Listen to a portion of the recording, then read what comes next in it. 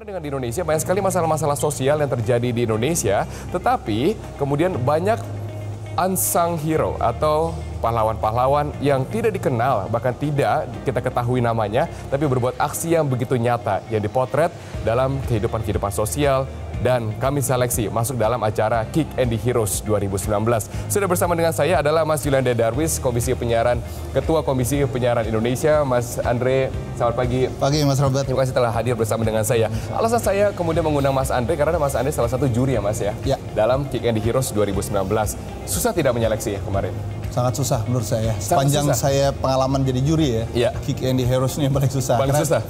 Paling susah kenapa? Karena semuanya itu bagus semua dan punya value yang sangat luar biasa. Jadi hanya keyakinan dan kita ketegasan untuk memutuskan yang mana yang urutan 1, 2, dan 3. Sebenarnya secara urutan semuanya adalah the best. Dan sebelumnya Mas Andre kan tidak pernah dengar nama-nama mereka ya?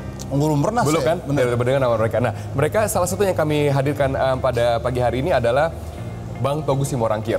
Bang Togu Simorangkir pemenang dari kategori Kick and the Heroes pilihan pemirsa. Kita lihat aksi nyata Bang Togu Simorangkir di wilayah Danau Toba, Sumatera Utara.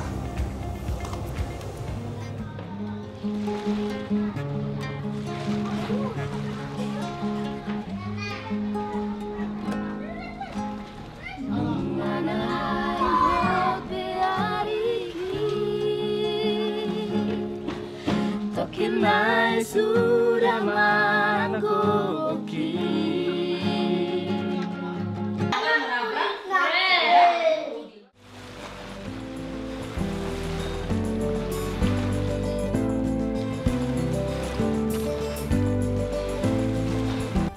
Saya sudah mengelilingi Danau Toba, di mana Danau Toba ini terdiri dari 7 kabupaten, dan di setiap desa yang ada di kabupaten tersebut, saya singgah selama 7 hari.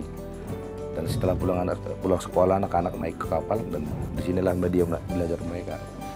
Mungkin panggilan hati lah ya.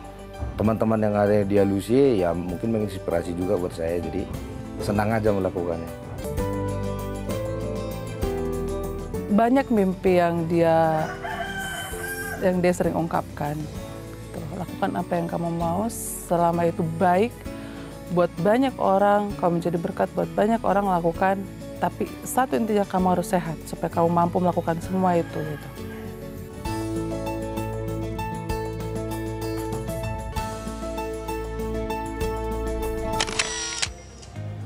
Nah ini saya pengen tahu nih Mas Andre, mengenai perdebatan yang terjadi oleh para dewan juri mengenai sosok Togu Simorangkir. Ya, Mas Togu ini adalah sesuatu yang unik dan memang kita melihat bagaimana kapasitas beliau sebagai orang yang scholars, artinya terdidik dan master di luar negeri. Betul. Kemudian ada ikhtiar untuk melakukan empowering di kampungnya dengan cara ada namanya kapal belajar, bagaimana membuat suatu konsep edukasi.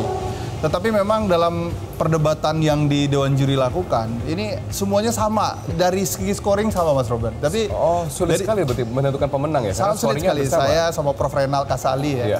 Jadi sama Bu Trimurni waktu itu. Jadi dalam pemikiran-pemikiran ini akhirnya kita bersepakat. Value apa dulu yang kita sepakati supaya semuanya tidak tumbang tindih di antara ego pemikiran masing-masing kan. Betul.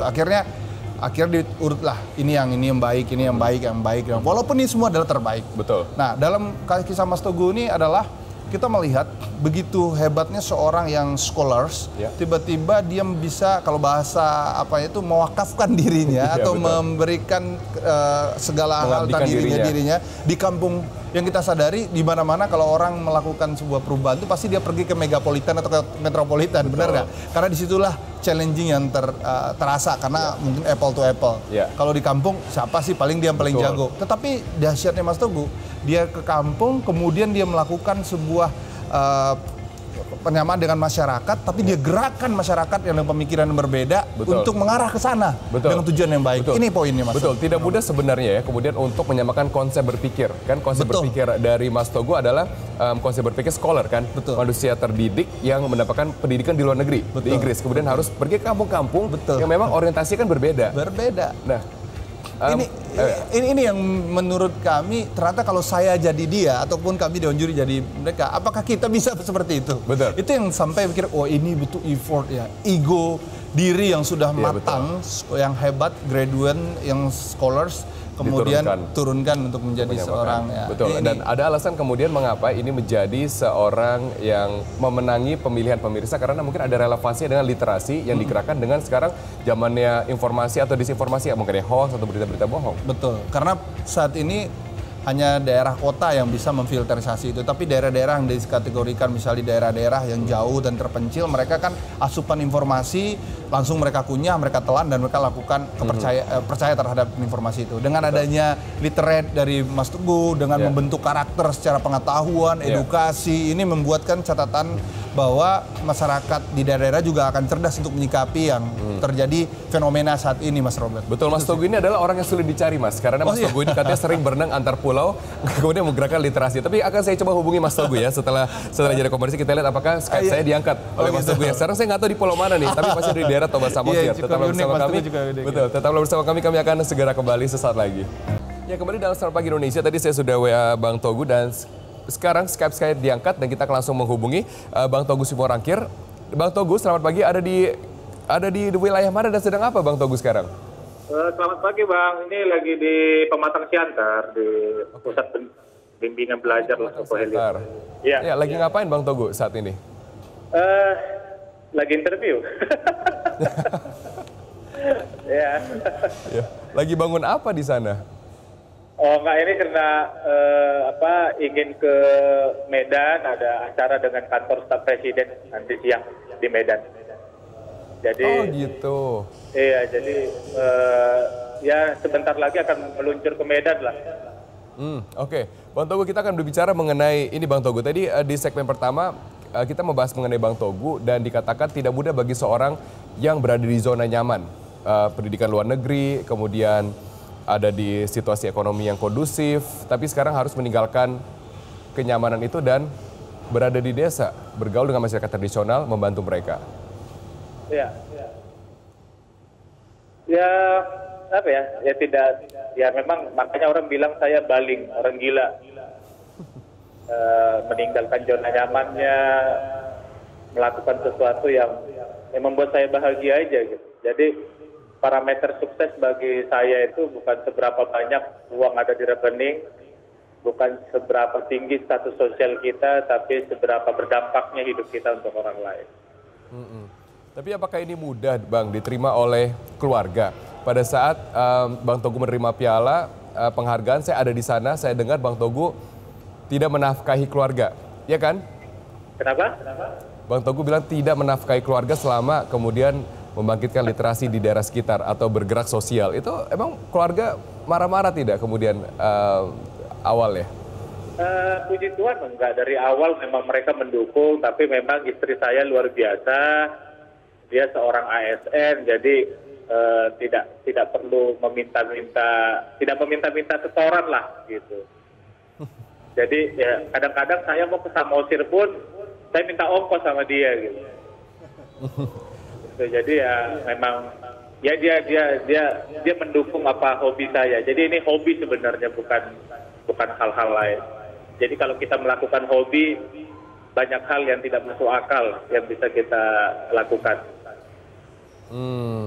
Tapi hobi ini kan juga tentu mempunyai tantangan ya Bang, karena tantangan ini juga harus bergerak ke kampung-kampung di mana membutuhkan logistik, membutuhkan biaya, dan belum tentu, mungkin sama seperti yang lain, belum tentu langsung diterima oleh masyarakat sekitar mengenai bantuan yang ditawarkan. Oh iya, jadi saat ini kan Alusito Toba, ya yayasan yang saya dirikan itu mengelola 8 rumah belajar, 2 kapal belajar, perpustakaan keliling di Danau Toba, dan 3 kereta baca, jadi seperti motor. Awalnya ya memang kita seperti musuh bagi orang tua, karena memang habis waktu anak-anak pulang sekolah jadi datang ke rumah belajar gitu, bukan ke ladang. Karena rata-rata kalau kita bicara di kampung-kampung bahwa anak-anak sekolah pulang sekolah ya mereka langsung ke ladang. Tapi sejak 2010 kita curi waktu mereka untuk mereka bermain dan belajar secara gratis di Sopo Belajar, dan itu tantangannya berat memang. Kita setiap Sopo Belajar yang kita buka, itu 1 tahun pertama kita jadi musuh orang tua. 1 tahun? Iya, itu jadi musuh orang tua. Lalu bagaimana bisa merangkul mereka? Ya perlahan-lahan, akhirnya sampai 1 tahun, akhirnya ada perubahan perilaku bagi anak-anak. Jadi sebenarnya di Sopo Belajar itu kita hanya mengajarkan 4 hal aja sebenarnya, Bang.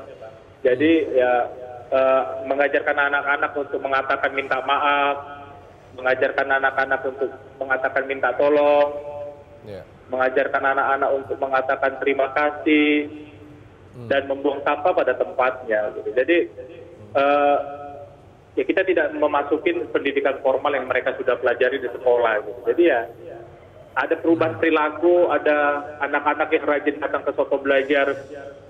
Secara akademik bagus nilainya, akhirnya orang tua juga mendukung. Sampai ada anak yang mengatakan ke orang tuanya, itu di tahun 2011 ya, Pak, kalau aku tidak ke Sopo Belajar sakit badanku. Jadi dari situ kita fight.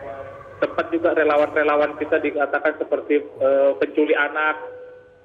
Karena kita mendekatkan buku, ngumpulin anak-anak, dikira kita penculik. Jadi ya itu hal-hal seperti itu tantangannya.